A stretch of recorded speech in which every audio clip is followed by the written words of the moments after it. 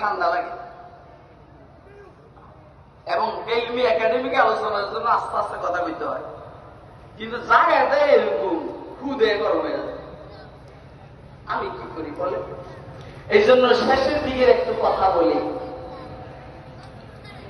একদম শেষের দিকের কথা, যে কথাগুলো হুজ্জাতুল ইসলাম ইমাম কাসিম নানতুবি রহমতুল্লাহ আলাইহি ওনার কিতাব আবে হায়াতের মধ্যে লিখেছেন, তাহজিরুন নাসের মধ্যে লিখেছেন, আবে হায়াতের মধ্যে লিখেছেন।